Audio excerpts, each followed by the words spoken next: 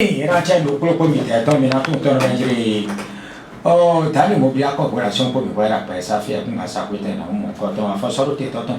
guarda per sa fia on dit que zoton na double to kito sile double na kuno balo to double nu me la holi mo la hodio bolo e kudo azoito dans l'immobilier corporation ça habitat pour tous on a wenda bolo to kito sile zandi e wa into bosito kanji me go si to mi no va ici central ofite kawe quartier kundo boy fio kun kanji de a l'église catholique on doit comparer con domaine bien comme on fait na bio 500 000 francs par jour on doit 500 000 pour un propriétaire ça veut dire que maternité au domaine on dit à on fait 500 000 à Diabo école primaire publique bojo quoi du donc mon domaine on dit à on fait wado du pp Dibo au domaine on dit à comme on fait très bien to vito aussi les billets au fil au milieu au rabia au fil au concours à identifier que nous devons comparer con domaine on dit à on fait faire les publics au concours toba Dieu veut que tout le gaton nous comparer domaine au diable le fait zetango djevie a jetize boudon di nous comparer pour comme domaine au fin les billets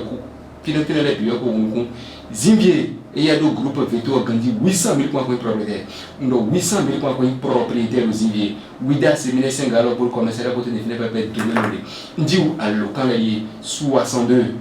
12 04 12 nous 62 12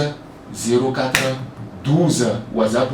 66 67 71 49 no 66 67 71 49 ndi muna defini to bito sile le domaine de sa midem ne lebio huissier de justice au badona to midem de ça bon dia asi akoto ba hod notaire na blo manwe wo menem yodo acteur notaire ganje wo bine o tu notaire na blo notaire to no géomètre de levée topographique to to no mais ya kuno balo to kazela zo ko mera zo wa to bito sile no de kunio et no yodo buruma dine pifan ingénieur génie civil mais au fil de ce carrefour jaha là il fait ce carrefour jaha no carrefour d'ici à mon plaque qui biton état aujourd'hui fino dan immobilier corporation sale mais YouTube dit allô mais le bail voilà YouTube dit allô Facebook dit mon immobilier corporation sale mais là mon biton au bureau allô mais déjà ba mi ho moya mon ak budget mi kon donner no do mo mi dem wa ko mo mais mi site web biton dit trouver.immobiliercorporation.com 62 12 04 12 dit mais c'est to vito séminaire to no va dire moi soit quoi joie terrain na ponji no ticket beton le fait no ko canton mais elle tient oui ouais mais la gestion locative de prestige mais ko da hole ko di voir immeuble voir appartement ko da gravir les milliers de tani immobilier corporation ça no gérer bon an mo kan to no do propriétaire de pas zo elle moi no propriétaire de petit c'est de ko mi no ko mo coton azo ko ko de no ko di ba mo ko mi ton ngbe salaire no dan immobilier corporation ça a mo de micro bu ba no jeji propriétaire yo les exécuteurs mi to ma période date ba ko tu a des locataires sous quoi et ma sous quoi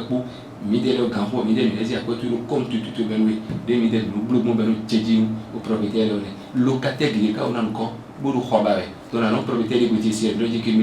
mi be khola dans l'immobilier corporation ça mi na gérer bo mi no ko mi to lengbe li salaire donc application ka no tan bo mele bureau dans l'application de aka application ni wazo wa midelo dans l'immobilier corporation ça la autombi application de simple télécharger ka be ou de bois zéro camaro si tu veux Android immédiat mais mon fil frère dans la Play Store Play Store pour dans l'immobilier corporation ça application là va télécharger ou mais dia cadeau application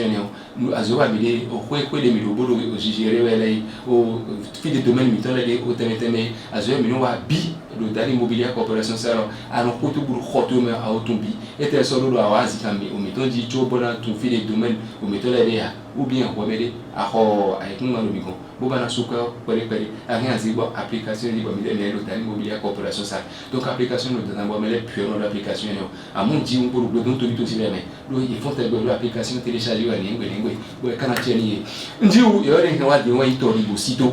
mais puis wa to be de l'autori bo sito ko bon fi domaine de fioka on ko kanji wa de tout ici mecho enivo ndo tori bo sito fio on ko kanji dans l'immobilier corporation sale et huissier de justice au bateau nature milieu si ça va bon les asiatiques quoi tu vas voir noter dans le manuel ou tu es mis des gondou mi moi et non noter mi wa de mito si mecho enivo un docteur ibo si to fio on kanji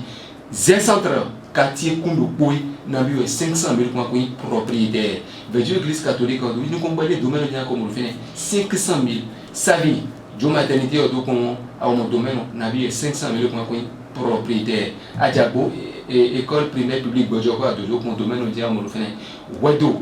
et école primaire publique Dibo domaine militaire mon fait Crévier, a JTC Goudron dit qu'on va comparer à mon domaine, au final, au Zoubon courant, au final, la limite de ça sous Kamaya.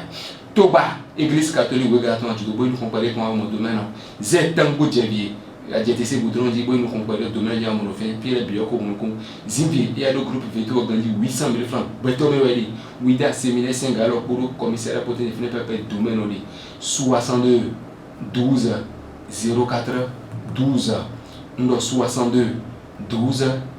04 12 WhatsApp 66 67 71 49 66 67 71 49 mais le fil de ce carrefour Jaha d'ailleurs fil de ce carrefour Jaha nous carrefour des États-Unis plaqué béton États-Unis phénomène Dan Immobilier Corporation Sale Ndiou Toribosito domaine tout aussi les rewards de tout ces médias et niveau Toribosito mais c'est tout vite aussi Dan Immobilier Corporation pour nous voir le noir des zones épendéa et où ils ont quand tout vite aussi ta meilleure où ils sont d'abord qu'elle n'a pas de propre méthode les minutes de titre il va y roter pour nous. Beton, mais ça sommes bon.